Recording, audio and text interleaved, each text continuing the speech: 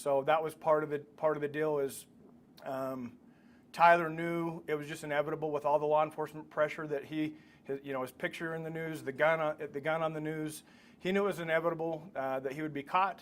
He was fearful of a SWAT team hit on his house, or he was fearful of being shot by law enforcement. So part of the negotiation and getting him to bring himself in was that we would treat it as delicate and as soft as possible to make him feel comfortable to where he would show up at my office, and that's exactly what happened. So since we weren't the lead agency, basically it was about a 2.5 hour waiting in a room, not communicating with the suspect.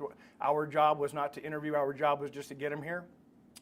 So after about 2.5 hours, we ended up getting federal agents and state agents in, and some of my detectives were asked to go out into the community and secure 2 locations, so the parents' home and the apartment that Tyler was living in, along with the vehicle that Tyler was likely driving up at UVU. So that's about it. Sheriff, how would you characterize that former law enforcement friend of yours as doing something good here? Yeah, outstanding. He deserves full credit. I think that a lot of it is just the community relations, right? So Tyler's family trusted this individual. They knew he was involved in law enforcement at some point, and enough community involvement there that they trusted that they could go to this individual and he could contact me directly, and that we could facilitate a peaceful, calm, relaxed surrender, put it that way, right? Make him comfortable for a couple hours, make sure he has water, no communication until the lead investigators arrived. So. Sheriff, you mentioned you got a call from a retired detective. What went through your mind in that moment when he told you what was about to happen? How did you negotiate with Tyler or his family? So what were your first impressions when? So shock, right? So like I said, I couldn't imagine the conversation that occurred in that 1:41 conversation. But there was negotiation. There was some criteria that needed to be met for him to voluntarily come in, and I agreed to those terms. What did he ask for? Can I ask? He basically for a peaceful, gentle, comfortable transition for him to come out. Again, he knew he was going to get caught. He didn't want a big SWAT team hitting his parents' house or his apartment. He was truly fearful of being shot by law enforcement. So that the conditions were as relaxed and comfortable and almost to the point of inviting. And if at the end of the day we accomplish him surrendering peacefully on his own, I'm gonna make some concessions to make that happen. And what was his mood when you first saw him? I would describe it as quiet and somber. So not talkative, just no. Go ahead. There's been reports that this family friend was also potentially a youth pastor or connected to the church. Is that the same person? No church leadership, just an association through the religious. Was it somebody in their ward, LDS ward? Yeah, I would say that, but not in leadership. Unfortunately, the bishop of that ward has been drug into it because of some of the media reporting. But that's not accurate. That's not accurate. About the bishop. Yeah, the bishop wasn't involved in this. But you're not releasing the identity then of the family friend? No, absolutely not. If you can speak to it, did the sheriff's office have any interaction with Tyler Robinson in previous incidents? I've been asked that a few times, so it's well known, it's in the media. Tyler's apartment was in St. George city limits. The parents' home was in Washington city limits. So since the sheriff's office is primarily patrolling small rural communities, the unincorporated areas of the county, if there were any calls to the residents in St. George City, the highest probability that just St. George City would handle that, not the sheriff's office. So I don't have any data that would support that one way or the other. Sheriff, have you interviewed his roommate, Robinson's roommate? No, we're not the lead investigators, so we wouldn't be doing that. Sheriff, how would you characterize the parents of what you knew that night? I don't know anything about them. Were they mentioned in the phone calls? No. Sheriff, how do you feel about the fact that this surrender happened as it was in the police office, at the police station, and kind of was peaceful, inviting as you framed it, and not like a SWAT situation or a big operation that had happened in the neighborhood? Right. that made him comfortable enough. The conditions were satisfactory to him to where he ended up getting a ride with my friend to be dropped off here. We did have some initial discussion internally. So I run the county jail, and we have to think ahead. So what if Tyler ends up staying the night in our facility? What does that look like? Because of the circumstance, he was driven to Utah County that night, I'm going to say maybe about 2 in the morning. So that took that weight off us on how we're going to keep him safe in our facility and talking about constant supervision and things like that. But that didn't occur. Yeah, so.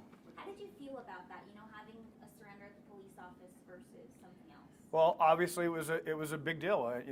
Not only national but international. You're seeing people mourning all over the world for Charlie Kirk, and to have that happen, I've had thoughts and heard comments about, this kind of stuff doesn't happen in Utah. Unfortunately, it did. But then to have the suspect be a Utah resident who literally went to the same high school I went to. I mean, we're like 30 years apart, but I went to the same high school. He happened to go to the same high school here in Washington County. So it's a double shock factor that one in Utah, and then the suspect happened to be homegrown Washington County boy. So What time did he get here? it was just before 9 p.m. What did you do once he got here? Did you put him in handcuffs? No. Nothing? Nope. Made sure he had water, made him comfortable sitting on a couch in an interview room, and just sat on him until the lead investigators came in. So his parents didn't say anything at all? No, not again. That was not our place to ask questions. It was just, we have you here. We're in a holding pattern until the lead investigators get here. So that wouldn't be in our wheelhouse. We wouldn't even have attempted to interview any of them. Sheriff, can you provide some more details about this detective, a friend of yours, retired detective? Was he a member of your homicide unit, violent crimes? He was a detective. For many years. He was a detective. So in our agency, our detectives, like some cities, you have detectives just working homicides or just working sex offenses. Ours is all-encompassing. Whatever case comes next, and you have the smaller caseload, you're going to get whatever case that is. How long has he been out of the force? About 3 years. How grateful are you the fact that this ended the way it did and not in a violent outcome? Oh, very, very, very much. Like I said, concessions were made to make that happen. So if, again, peaceful surrender, make him comfortable. He's accused of a horrific crime. So it's kind of odd to be in that, again, accused of a horrific crime, but then we are treating him very civilly, very humanely, and that's just part of the job. We do that on a regular basis. Try to make people comfortable so they're relaxed and not bombard them with negativity or hammer fist or stormtrooper type approach. We wouldn't do that. Sheriff, how many total phone calls were made between you and the retired detective? There were several follow-up phone calls that night.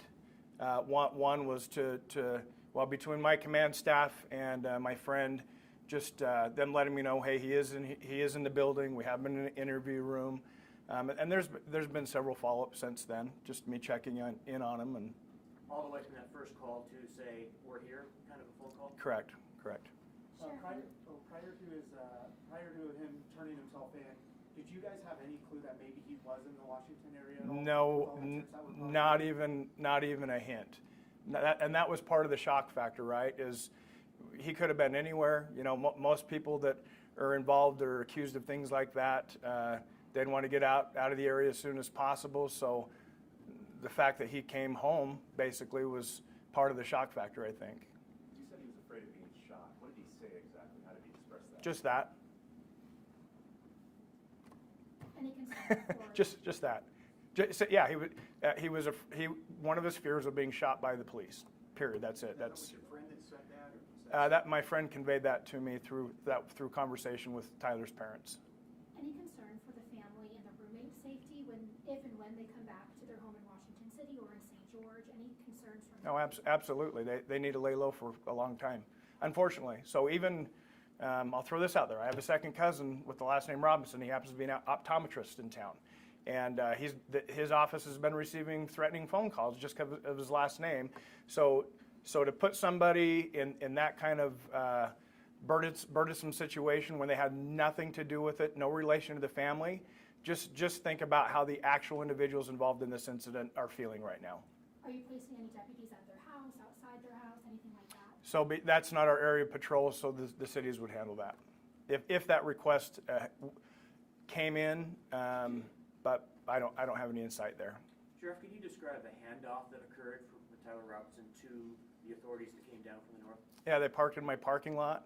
Oh wait, the lead investigators. So by the time they were in town, Tyler was sitting in an interview room with his parents when they arrived. So they were already in this building when the lead investigators arrived. And how did that handoff go down? Was he handcuffed? Was he? No, he was sitting on a very comfortable couch with a water bottle in his hand, not restrained. He was again cooperative, somber, quiet.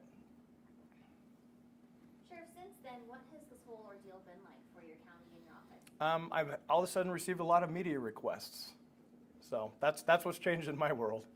So the parents were in the room, in the interrogation room? Correct. Correct. That was part of the negotiation to get him here, is that the parents would be with him when he arrived. Can you explain the last moments that did they hug? Was mom crying? I don't have any detail on that. Sorry. And he was turned over to FBI or state? It's a joint investigation between the FBI and the state of Utah primarily. Anytime anything this large scale happens, it's all hands on deck. So we're going to need a lot of, just covering the campus and securing the crime scene up north. We've had, active shooter incidents down here recently where every law enforcement wearing every uniform in the county is going to go to those types of scenes. And just to be clear, he was not handcuffed when he was? Correct. He was not handcuffed. So. Did the Sheriff's Department help secure the perimeter? Office. Excuse me, thank you. The office, didn't you help secure the perimeter or the? Yes. the apartment? So since the lead investigators were 3 hours north of us, it took them a while. So that was again, I describe it as an agency assist. We went and just secured the homes. We didn't search the homes. We didn't communicate with anyone within the homes. It was just, we were just locking things down until they arrived. That was Thursday night? Yes. Thursday night. Yep. Is the roommate in protective custody or? I don't have any comment on that. How would you characterize the interactions between the parents, Tyler and Tyler, in the time that they were sitting here? They were together. That was it. I can't point to any emotion or body language or anything to that. They were just with him. So. Was he recorded in that room? All of our interactions in that room are recorded. I know there was some discussion of him being potentially suicidal instead of surrendering when he was in the holding room here. Any concern about that? No.